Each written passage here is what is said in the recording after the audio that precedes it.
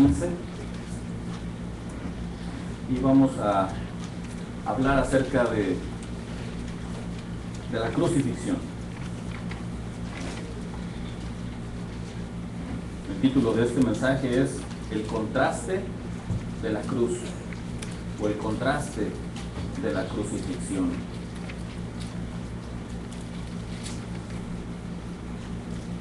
¿Qué les parece si hacemos una oración?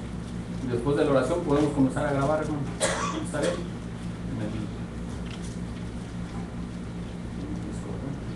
Vamos a orar. Padre bendito, te damos gracias, Señor, nuevamente. Gracias, muchas gracias, Señor, por habernos hablado, por no habernos dejado, Señor, a nuestra propia imaginación o suposición las cosas que sucedieron.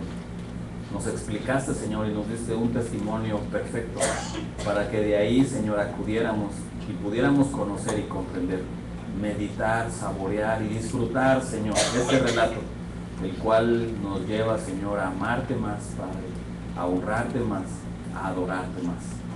Gracias, Señor, en el nombre de Jesús. Amén.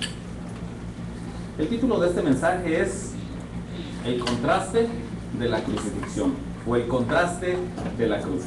Marcos capítulo 15, versículo 21.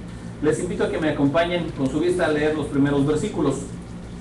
Y dice así, Marcos 15, 21. Y obligaron a uno que pasaba, Simón de Cirene, padre de Alejandro y de Rufo, que venía del campo, a quien le llevase la cruz. Versículo 22. Y le llevaron a un lugar llamado Gólgota, que traducido es lugar de la calavera. Y le dieron a beber vino mezclado con mirra, mas él no lo tomó. Cuando le hubieron crucificado, partieron entre sí sus vestidos, echando suertes sobre ellos, para ver qué se llevaría cada uno. Versículo 25 y último. Era la hora tercera, cuando le crucificaron. Nos encontramos con el relato bíblico sobre el último acto de maldad por parte del mundo hacia el Salvador. La gente se ha burlado de forma sin igual acerca de Cristo. Han hecho todo tipo de bromas y enormes blasfemias hacia el Hijo de Dios. Han querido ridiculizar la obra de Dios por medio de sus injurias y maldiciones. Y aun cuando la Biblia no habla con detalles sobre los aspectos físicos de la crucifixión, en otras palabras, no tenemos detalles por parte de los evangelistas sobre los horribles procedimientos de esta pena capital, porque dice el versículo, lo crucificaron, como si diera a entender Marcos que para todos los lectores les es algo completamente conocido. Lo que sí nos dice la Biblia y nos da detalles son acerca de las burlas y las blasfemias que han hecho todos sus enemigos. Desde Caifás en su propia casa, llamándole despectivamente el Hijo de Dios, en tono de burla, pasando también por Pilato, quien le llamó Rey de los Judíos, tal vez con una carcajada. Puso un rótulo como un letrero encima de la cruz de Jesús, con ese letrero en 4 idiomas. Los soldados también se burlaron de él, lo desnudaron, lo vistieron tratando de ridiculizarlo como un rey de juguete, lo torturaron poniéndole una corona de espinas sobre sus sienes. En esta escena, la que vamos a ver hoy, se suman otros enemigos más. Parece ser que conforme va llegando el clímax de la crucifixión, surgen como de alcantarillas más gente opuesta al Salvador. Ya no solamente los gobernantes como Pilato, como Herodes, como Caifás, como los principales de los judíos, como el mismo Sanedrín, sino que todavía se siguen sumando más a la escena de esta burla y serie de escarnecimientos. Se acerca todavía 2 ladrones a la cruz y dice el Evangelio de Marcos que también comienzan a burlarse de él. La gente que pasa por allí caminando mueve la cabeza diciendo, va, este es el que decía que era el Salvador del mundo. No se menciona a nadie, por cierto, en este relato que estuviera indiferente a este suceso. No se dice que nadie estaba fumándose un cigarro viendo pasar la escena como si nada sucediera. No se dice que nadie estaba en una silla mecedora observando los hechos y bostezando. Todos los que pasaron, todos los que estuvieron presentes durante este acto de crucifixión participaron en una opinión, ya sea en contra o ya sea a favor. Todos los participantes, repito, de esta escena actuaron con la peor de la barbarie humana. El salvajismo y la bestialidad de los soldados romanos que le crucificaron solo se compara en igualdad con el desprecio y el vituperio escarnecedor de los que se burlaban de este carpintero colgando en esa cruz. Ahora bien, es entendible, desde mi punto de vista, es entendible que soldados salvajes lo hayan tratado así, porque eran eso, eran unas bestias los soldados. Es comprensible también que los principales judíos, los fariseos y el Sanedrín, se hayan burlado de Jesús porque lo odiaban. Pero yo les quiero hacer una pregunta. Cristo está colgado en la cruz y todo el mundo prácticamente que le rodea lo está escupiendo, lo está ofendiendo, se está burlando. Y mi pregunta es, ¿dónde está su Padre? ¿Dónde está Dios en ese momento? ¿Acaso no está viendo lo que le está pasando a su hijo amado? Cuando se bautizó Jesús, dice que se abrió el cielo y se oyó una voz que dijo, en él tengo mi complacencia. ¿Dónde está la complacencia del Padre en este momento? Dios está permitiendo que su hijo sufra de esta forma y sea escarnecido y burlado y escupido y hecho un juguete por parte de todos los hombres, y Dios no hace nada. Dios permitió que toda esta injusticia y esta maldad sobre su hijo amado así sucediera. Escuche bien, abra bien los oídos porque lo voy a repetir. Dios el Padre permitió que todo esto le sucediera a su hijo porque este era el plan de Dios. Este Jesús, este Hijo de Dios colgado en esa cruz, el Señor ya había profetizado cientos de años atrás que sería un varón de dolores. Sería uno que experimentara quebranto. Sería uno que estaría molido por nuestras rebeliones y herido por nuestros pecados. Dice Isaías 53, versículo 3, despreciado y desechado entre los hombres, varón de dolores, experimentado en quebranto, y como que escondimos de él el rostro. Fíjense, fue menospreciado y no le estimamos. Nosotros le tuvimos por azotado, por herido de Dios y abatido. Mas él herido fue por nuestras rebeliones, molido por nuestros pecados. Y dice así, Jehová cargó en él el pecado de todos nosotros. ¿No se sorprende usted de saber que el hombre perfecto, el único hombre sin pecado que pisó este planeta, fue tratado de la peor forma? ¿No ha pensado usted en los detalles? ¿Cómo es posible que el hombre que vino a dar amor, que les dijo, bienaventurados los misericordiosos, porque ellos recibirán misericordia, bienaventurados los compasivos, bienaventurados los que se gozan en la verdad, bienaventurados los que tienen hambre y sed de justicia? Ese hombre que repartió bienaventuranzas y dones y sanidades a los hombres, ¿fue tratado como si fuera un diablo? ¿No se imagina usted? O sea, ¿no piensa usted que hay un contraste aquí? No se supone que el amor de Dios representado, manifestado en esta persona, debería de haber sido abrazado por todo el mundo y haber dicho, gracias Dios, porque finalmente escuchaste nuestras necesidades y nos enviaste la solución. Dice el Evangelio de Juan, que el mundo está en tinieblas, y cuando llegó la luz, despreciaron la luz porque amaban más las tinieblas. Este relato de la crucifixión del capítulo 15 de Marcos es un claro ejemplo de cómo el hombre odia y aborrece todo lo que tiene que ver con la luz, con la verdad y con la santidad de Dios. Ama y adora y se place en todo aquello que es puerco, vano, vil, asqueroso, podrido, porque la naturaleza del hombre es precisamente como la suya y como la mía cuando no le teníamos. Uno dice, ¿cómo es posible que los soldados se hayan burlado de ese hombre indefenso? ¿Cómo es posible que los enemigos hayan escupido todavía sobre él? ¿Cómo es posible que hombres que están colgados también en la cruz no tengan ni siquiera la mínima sensibilidad del dolor que está sintiendo su compañero de muerte y todavía injuriarlo? Uno dice, ¿qué pasa con la humanidad? ¿En qué clase de mundo vino a caer el Hijo de Dios? La Biblia dice, en esta última parte de Isaías 53, que Jehová lo trató así. Escuche bien, porque así merece ser tratado el pecador.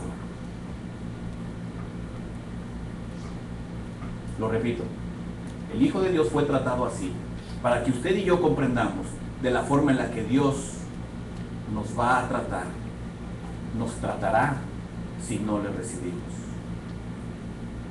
Ese espectáculo tan dramático, tan terrible, tan horrible, tan horroroso, tan despreciable, tan atroz, tan salvaje, es una muestra de Dios diciéndole al mundo, esto es lo que tú mereces, así debes de ser tratado.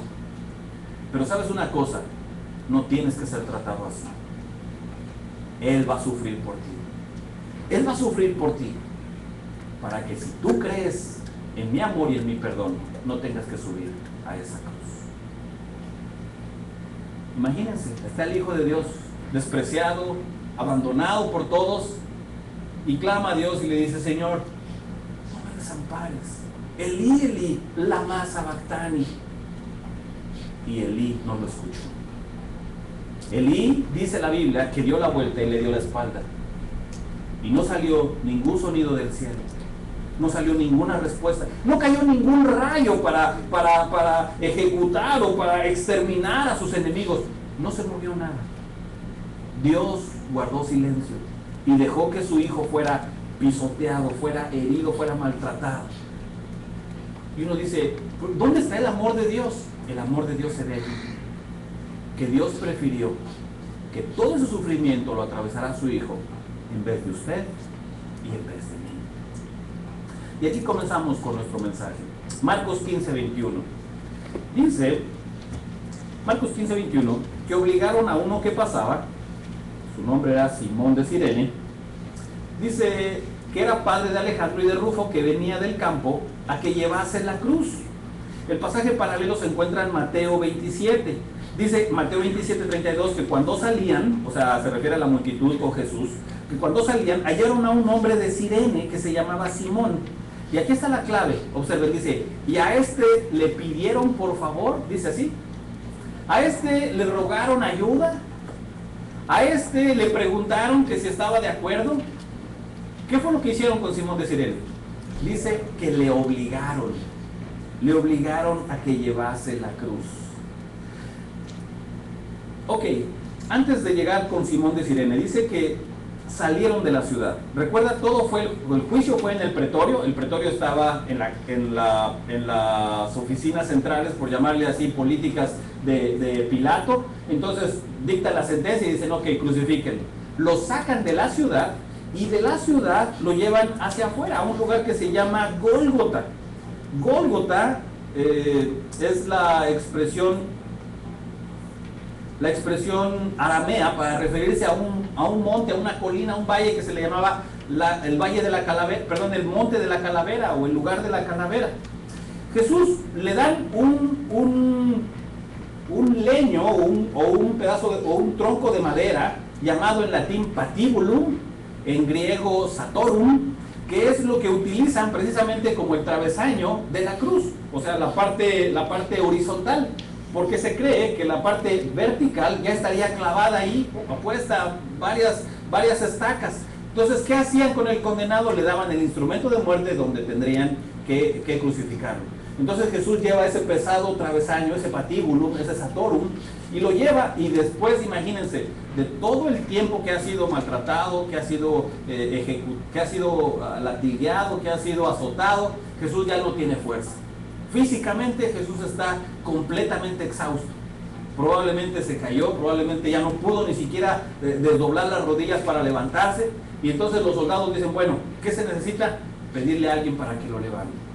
¿Por qué hacían esto los soldados? ¿Por qué les pedían o por qué hacían que los ejecutados o que los reos llevaran su propio instrumento de muerte? Con dos razones. Número uno, para aumentar la humillación pública, sacarlo a vista de toda la ciudad.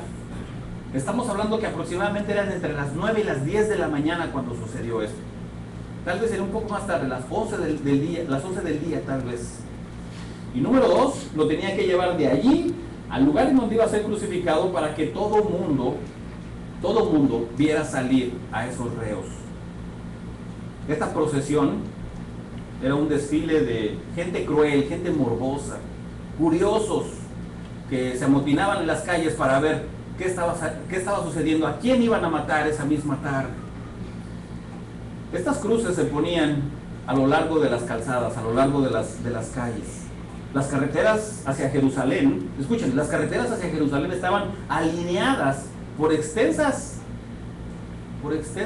filas de cruces ocupadas por todo tipo de malhechores, todo tipo de criminales y todo tipo de insurgentes políticos. ¿Qué recibimiento le daba a la ciudad? Imagínense, usted iba a celebrar la Pascua y entonces salía de El Salvador, tomaba su avión de Taca, llegaba a la capital, se salía de la capital y entonces decidía viajar a Jerusalén en caballo. Y antes de llegar a Jerusalén, todas las avenidas que llegaban para allá estaban rodeadas, estaban tapizadas, alineadas, estaban de crucificados. Y uno dice, ¡qué espectáculo! ¿Por qué? ¿Por qué allí? ¿Por qué no lo tenían en un lugar lejos como los aeropuertos? Un lugar libre del tránsito público. ¿Por qué? Porque ese era el propósito de Roma, precisamente. Vienes a un lugar donde el imperio romano manda. A estos los tratamos así si se salen de orden. Así es que cuando usted llega a su país ha visto que dice así, bienvenido paisano, ¿verdad? Y una serie de requisitos que dice, tenga cuidado si le piden dinero, ¿verdad? No dé información a quien no conoce, bla, bla, bla, bla, bla, bla, cosas así.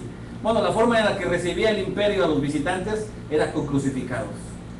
Bienvenido paisano, tenga cuidado con lo que hace y con lo que habla, porque así puede quedar. Si alguno de ustedes vio la película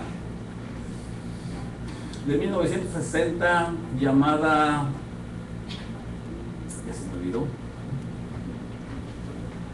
ahorita recuerdo el nombre.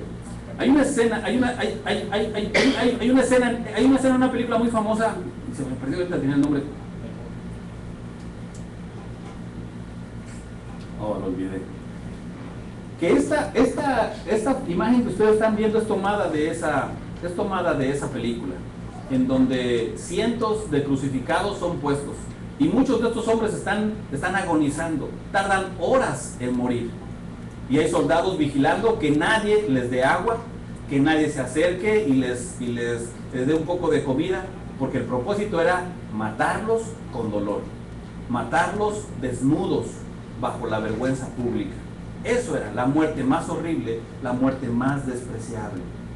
Ahora bien, están todos los curiosos viendo cómo pasa. Este hombre llamado Simón de Cirene se acerca para ver qué sucede. Y dice el versículo 21 que obligaron a uno que pasaba, que se llamaba Simón de Cirene. Simón de Cirene era conocido por todos. Tanto se sabe hasta de dónde venía y quiénes eran sus hijos. ¿Por qué? Miren, yo pienso, esto sucedió en el año 35 aproximadamente, 36 después de Cristo. Cristo muere a los 33 años. Ahora, después de que suceden estas cosas, usted recuerda que 40 días después nace la iglesia en Pentecostés, ¿se acuerdan? Y 3,000 de estos visitantes y habitantes que estaban en Jerusalén se convierten a Cristo, reciben el Espíritu Santo. Nace la primera iglesia, la iglesia de Jerusalén, el día de Pentecostés. Y había todo tipo de personas, ¿se acuerdan? Es muy probable que este Simón de Cirene se haya convertido con la predicación de Pedro 40 días después de este evento. Y cuando escribió Marcos escribió su evangelio entre el año 55, 60 más o menos de la época, estamos hablando de unos 25, 30 años después de este evento. Tal vez Simón de Cirene era un miembro activo de la iglesia, bien conocido por todos. Y este evento que se está relatando es algo que era conocido por la iglesia. Tanto así que dice, y obligaron a uno que pasaba. ¿Por qué no dijo ahí, y obligaron a uno que pasaba, a que llevase la cruz? No, da detalles. ¿Por qué? Porque era conocido para los lectores. Si yo, por ejemplo, les dijera hoy, si yo, por ejemplo, les diera un anuncio y les dijera, hermanos, ¿qué creen que hoy me voy a ver con un pastor? voy a salir a comer con él, todo el mundo diría, pues a lo mejor no dijo el nombre del pastor porque a lo mejor nadie lo conoce o porque no quería que supiera. Pero si yo les digo, hermanos, hoy voy a salir con el pastor fulano de tal que vive aquí enfrente y sus hijos son fulano y mengano, ustedes dirían, ya sabemos a quién se refiere. Y ahí esa referencia precisamente porque yo sé que ustedes lo conocen. Lo mismo sucede con Marcos. Marcos habla de este Simón de Cirene y dice de dónde viene y quiénes son sus hijos. Por lo tanto era conocido. Este hombre es muy probable que haya hecho una decisión por Cristo el día de Pentecostés. Ahora, ¿dónde era Cirene? Bueno, Cirene era una ciudad griega habitada por muchos judíos en el norte de África, lo que actualmente hoy es el país de Libia. Cirene era una población muy cercana a la ciudad de Antioquía. En esta región había muchos israelitas que viajaban cada año para celebrar la Pascua. Miren un pasaje, Hechos 2, versículo 8, precisamente el día de Pentecostés, cuando Pedro comienza a hablar en lenguas. Estas lenguas no eran lenguas confusas como las que muchas iglesias practican. Estas lenguas eran idiomas de otras regiones que las personas que habían llegado a Jerusalén comprendían muy bien.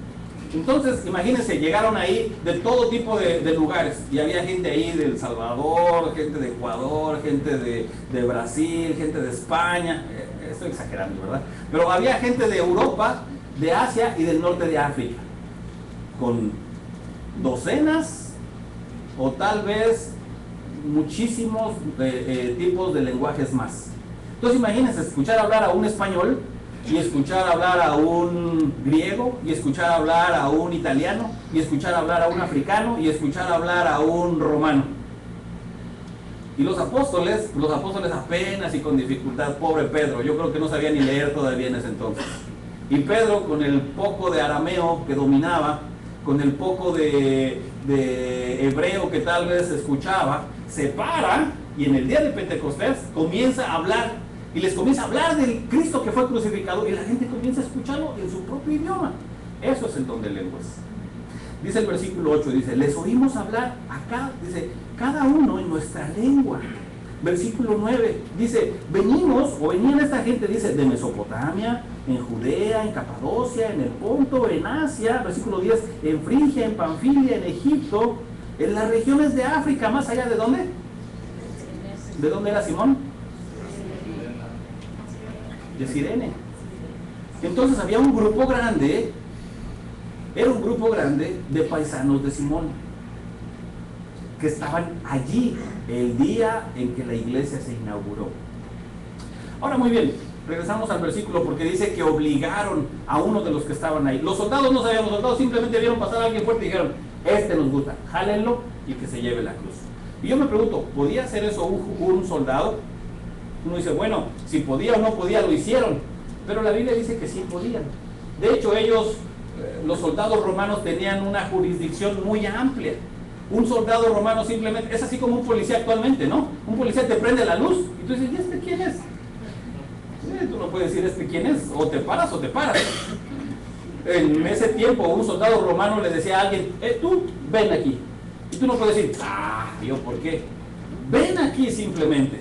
Porque ellos tenían jurisdicción legal, tenían poder legal sobre las personas que estaban siendo su imperio, que el imperio romano había ocupado esos lugares. Jesús lo dijo, dice Mateo 5, versículo 41, a cualquiera que te obligue a llevar carga por 1 milla, ve con el 2. Un soldado tenía el derecho de decirle a alguien, a ver tú, chaparrito morenito que estás por ahí, ven aquí, llévate mi mochila, llévate mis zapatos y mi casco, voy para allá. Pero es que, bueno, no me importa, tómalas y sígueme. Y Jesús les dice, imagínate, tú vas para allá porque tu esposa está enferma, porque están esperando para la cena, camina 1 milla en sentido opuesto. Jesús les dice, si tu enemigo te pide que camines 1 milla con él, no lo hagas así, acompáñalo hasta donde vaya. Que los soldados sabían que eran odiados por los judíos, ¿cierto? Imagínate, bueno, simplemente cuando le pides algo a las hermanas que están en la cocina, ¿verdad? Y si no se los pides amablemente, te hacen esperar. Ahora imagínate que se los pides forzosamente, así enojadamente, y todavía te lo dan, la próxima vez ya no te atienden bien, ¿no? La próxima vez te acercas y dices, Bueno, los soldados eran odiados por el pueblo. Y Jesús les dice a los discípulos, dice, no odien ustedes a esas personas. Si te obligan, hazlo con gusto. No camines solamente el requisito mínimo, que es una milla, ve con ellos hasta donde lleguen. Muéstrales que tú tienes el amor de Dios. Ahora bien, Simón de Sirene no tuvo opción, tuvo que hacerlo. Y la pregunta es, ¿por qué Simón? ¿Quién era en realidad Simón? Bueno, ya dijimos que Simón era un extranjero, judío que vivía en el extranjero, y era muy conocido, probablemente, por todos los destinatarios del Evangelio de Marcos. Y dije también que este Evangelio se escribió entre el 55 y el 60 después de Cristo, entre más o menos unos 18 o 25 años después de que Cristo resucitó. Muy probablemente Marcos escribió este Evangelio en el apogeo del ministerio de Pablo. En la época más brillante de Pablo, Marcos escribió su Evangelio. Y miren qué interesante, porque ahorita vamos a descubrir juntos algo muy, muy, muy bonito. Este Simón de Sirene, ¿quiénes fueron sus hijos? ¿Recuerdan sin tener que leerlo? Alejandro y Rufo. Alejandro y Rufo habrán sido tal vez, ¿de qué edad les gusta? ¿Niños? ¿Jóvenes? Yo pienso que después de 18 o 25 años ya eran adultos, ¿cierto? Y eran hombres maduros, probablemente ya casados o probablemente también sirviendo como miembros en su iglesia. Acompáñenme a Romanos 16:13. Qué interesante esto, ¿eh? Pablo le escribe a la iglesia de Roma y mire lo que les dice Pablo a los romanos. Les dice, saluden, ¿a quién? A Rufo. Dice, escogido del Señor. ¿Y a quién más? Y a su madre. ¿Y a quién más? Perdón, ¿de qué forma también le llama a la madre de Rufo? Mía. Ay, caray. O sea que la esposa, o tal vez la viuda de Simón de Sirene, porque ya no sabemos nada de Simón de Sirene, trató muy bien a Pablo cuando Pablo estuvo en Roma. También que Pablo le llama a la mamá de Rufo, tal vez a la viuda de Simón, le llama mi mamá también. Así como la hermana María, la hermana María, que dice que soy su hijo. Aunque luego me olvida la hermana, pero yo la quiero como mi mamá. Esta relación, imagínense, esta relación tan afectiva, tan estrecha, Pablo les dice a los romanos, salúdenme a Rufo, a su mamá que es como mía.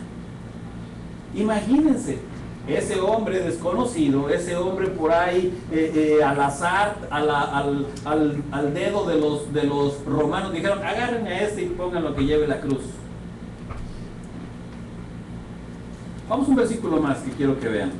Probablemente, cuando Pablo les escribe a los romanos y les dice, ¿ya vieron cómo dice saludad a Rufo?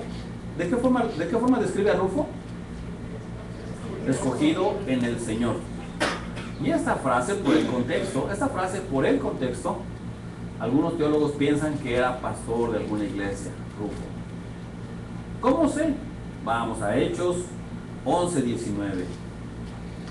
Qué maravillosa es la escritura cuando uno profundiza, cuando uno la estudia con todo el consejo de Dios, ¿verdad? Cuando uno ve otros pasajes paralelos. A esto es cuando le sacamos jugo a la concordancia, ¿verdad? Cuando revisamos los diccionarios, cuando atendemos a los comentarios, es maravilloso profundizar en la escritura. Dice Hechos 19:11, dice, ahora bien, fíjense, Hechos 19 ya estamos hablando de varios años, tal vez 8 años después de la iglesia. ¿Se acuerdan en qué día nació la iglesia? 40 días después de la resurrección, ¿verdad? 40 días. Viene la persecución con Esteban y muchos creen que la persecución sucedió 8 años después. La iglesia tuvo entre 7 y 8 años de vida en Jerusalén con calma, con paz. No había necesidad. La despensa que había en ese lugar era repartida para todos. Nadie padecía hambre, nadie pedía limosna a la entrada de la iglesia. Todos se repartían el común de todos. Partían el pan en las casas y era una maravilla vivir en la iglesia de Jerusalén. Esta es la persecución, matan a Esteban y miren lo que dice. Versículo 19 del capítulo 11 dice, ahora bien, los que habían sido esparcidos a causa de la persecución que hubo con motivo de Esteban, ¿se acuerdan? Apedrean a Esteban y entonces todos huyen. Dice, pasaron hasta Fenicia. ¿Quiénes? Los esparcidos, o sea, los cristianos que estaban ahí, que habían llegado de otros lugares y que habían congregado ahí. Surge la persecución y entonces se esparcen. Y dice, pasaron hasta Fenicia, Chipre, ¿y dónde? Antioquía. ¿Se acuerdan que Antioquía es un lugar que estaba cerca de Cirene? Dice, no hablando a nadie la palabra, sino solo a ¿quiénes? A los judíos. Dice el versículo 20, pero había entre ellos unos varones de Chipre, ¿y de dónde? Tal vez habrá sido Alejandro y Rufo. Dice, los cuales, cuando entraron en Antioquía, hablaron también a los griegos, anunciando el evangelio del Señor Jesús. ¿Quiénes eran estos? ¿Quiénes eran estos? Estos cireneos que recibieron a Cristo el día de Pentecostés, que se convirtieron en misioneros en sus propias ciudades de origen, aun cuando no eran griegos ni romanos, predicaron el evangelio con sus propios paisanos, con sus propios connacionales. ¿Acaso este Simón habrá sido un profeta maestro si no fue pastor? ¿Qué es un profeta maestro? Alguien que da clases, alguien que enseña la palabra de Dios, alguien que tiene el don de la enseñanza. No es alguien que anuncia el futuro. Un profeta en el libro de Hechos no necesariamente es alguien que habla de lo porvenir, sino alguien que explica la palabra de Dios. Vean Hechos 13:1. Bueno, un poquito antes, vean Romanos 2, 44. Como dije hace un momento, solamente imaginen ustedes a Simón, ¿verdad? Simón, después de que suceden estas cosas, Simón, después de que lleva la cruz y es testigo de lo que sucede con Jesús, 40 días después recibe a Cristo.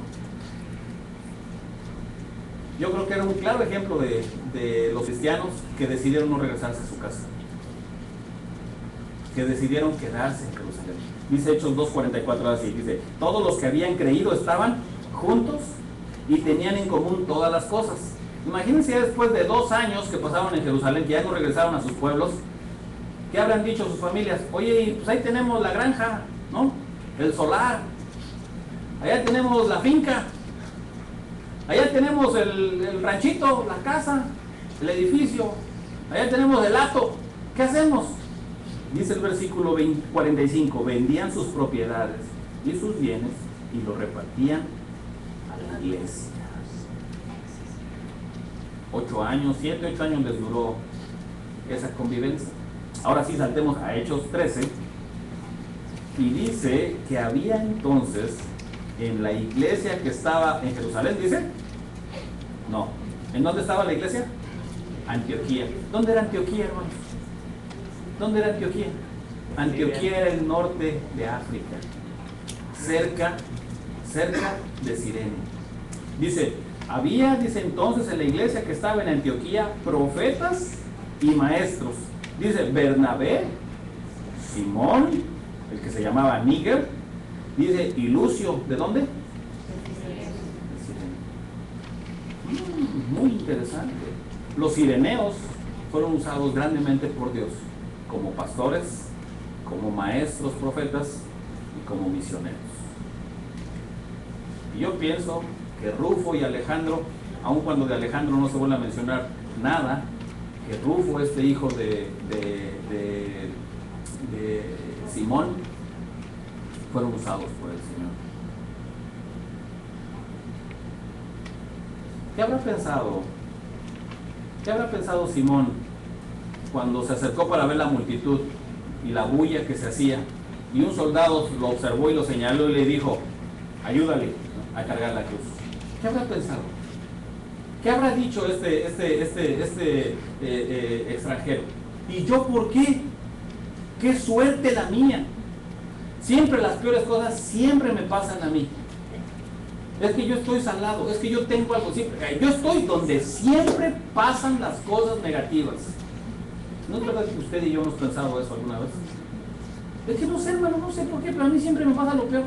Siempre las cosas malas siempre me suceden a mí. A mi vecino siempre le pasan cosas buenas. Yo oigo que se saca la lotería a todo el mundo, pero a mí nada. Pienso que en ese momento Simón de Cirene habrá pensado lo mismo. Entre toda la multitud, ¿cómo es que ese soldado me miró a mí? Si yo nada más me acerqué para ver, y justo cuando me acerqué me señaló y me dijo que cargara la cruz. Qué injusticia, ¿no? De la suerte, del destino, ¿no? Qué mala pata, ¿no?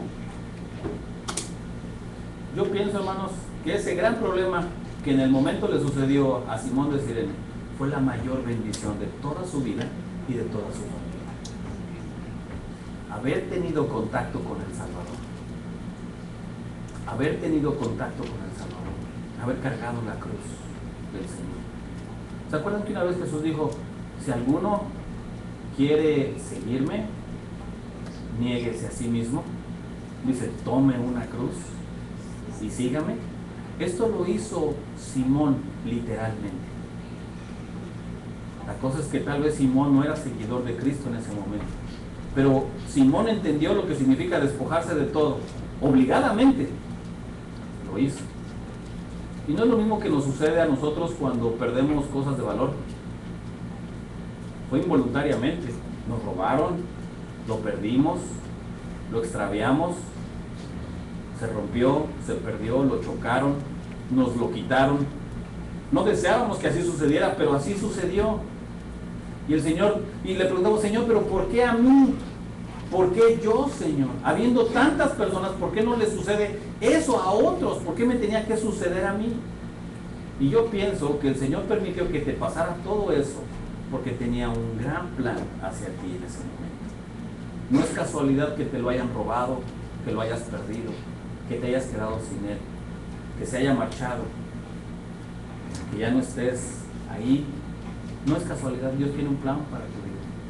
Así como lo hizo con Simón de Cirene, que en el momento no entendió, en el momento pensó que era una injusticia, en el momento pensó que era mala suerte, no sabía que ese día sería cambiada su vida para siempre. Yo pienso muchas veces, hermanos, que cuando el Señor hace en nosotros y permite que nos sucedan cosas que no entendemos, yo creo que es la mano de Dios que está buscándonos, que está tratando con nuestras vidas, que te quiere decir algo que no puedes entender hasta que no llama tu atención. Y has estado viviendo una vida indiferente, has estado viviendo tal vez una vida apática, y el Señor te trata de llamar por las buenas y te dice, ven y escucha mi palabra, y tú la escuchas y tú dices, sí, yo ya sabía eso, oh, muy interesante. Pues el Señor dice, no, Él no oye, Él no entiende con las palabras. Necesitamos que alguien lo mueva del lugar donde está. Y tal vez algún ángel, si se pudiera valer la novela, ¿no? Si se pudiera valer la imaginación, si un ángel le dijera, Señor, pero ¿por qué lo tratas así? ¿Por qué le tienes que quitar a su niño si es lo que más quiere? De eso se trata el asunto. ¿Por qué le tienes que quitar el empleo si es la única fuente que tiene? De eso se trata. Necesito llamar su atención. No puedo lograrlo por las buenas. Pero esa enfermedad, Señor, esa enfermedad le va a quitar el sueño. De eso se trata. Señor, pero esto lo va a hacer llorar muchísimo tiempo. De eso se trata. Le he querido llamar por las buenas, le he querido hablar, pero no reacciona. Yo tengo mucho amor hacia Él y necesito hacer lo que despierte con algo. Y pienso yo que tal vez en los planes de Dios hizo que Simón de Cirene ahorrara su dinerito, planeara sus vacaciones para estar un fin de semana en Jerusalén, y cuando llegó con su familia, nunca se imaginó que el día que llegó a Jerusalén, que subió esa calzada donde pasaba ese ejecutado a muerte, le dirían, tú carga la cruz. Así como estoy seguro que tú nunca te imaginaste que ibas a llegar a Nueva York o a la ciudad donde vives actualmente y que te iban a pasar las cosas que te pasaron y que tú ibas a decir, pero ¿por qué, Señor, hasta que yo vine aquí? ¿Por qué, Señor, hasta que yo llegué aquí? Y el Señor dice, porque te he amado desde antes que nacieras, porque estuve pensando en ti todo el tiempo de tu vida y planeé este día para que tú me conocieras así. Te quise hablar. ¿Recuerdas que te envié a personas que te hablaron de mí y no los escuchaste? ¿Recuerdas que sucedieron cosas que te movieron el tapete y que tú te quedaste pensando y dijiste, ay, Señor, si me libras de esto voy a cambiar? Y no lo hiciste, ¿recuerdas?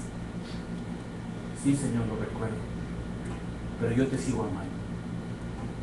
Y este acto que probablemente tú piensas que es injusto, esta acción que probablemente piensas tú que no lo entiendes, es mi mayor muestra de amor por ti. Sí, Señor, ahora lo entiendo. Está bien, Señor, ahora tienes mi atención. Devuélveme la salud, Señor. No, eso es irreversible. Señor, devuélveme mi empleo. Ya entendí el mensaje. Señor, regrésame a mi familia. Lo siento. Lo que hice, hecho está. Señor, ya entendí la lección. ¿Qué es lo que quieres? ¿Te acuerdas de ese canto que entonaste? Que tú te rindes a mí. ¿Recuerdas que lo cantaste? ¿Lo repetiste varias veces? Yo no te pedí que lo hicieras, pero tú lo hiciste. Quiero que sea una realidad, que te rindas completamente. Ríndete a mí. Ríndete a mí. Yo les hago una pregunta, hermanos de nuestra iglesia, hermanos de mi iglesia. Tú le dijiste que te rendías a Él y aún no te sucede nada, no esperes a que te suceda. Oye, hermano, ¿usted está amenazando de que me va a pasar algo? No, no te estoy amenazando. Pero si tú eres hijo de Dios, la Biblia dice en Hebreos 13 que Dios disciplina a sus hijos porque los ama. No esperes a que el Señor saque la vara y te aplique su disciplina. Actúa por amor y dile: Señor, es verdad, tú me dijiste que me amas, y yo entoné esa canción.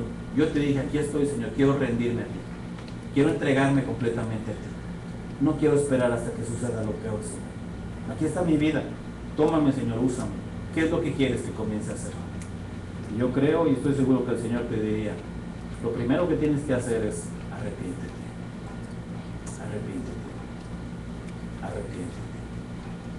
Arrepentimiento no es una opción. Arrepentimiento viene de parte de Dios como una orden. Dios ha establecido para todos los hombres que le conozcan, en todo lugar, que se arrepientan. ¿Qué es arrepentirse? Arrepentirse no significa solamente tener lágrimas.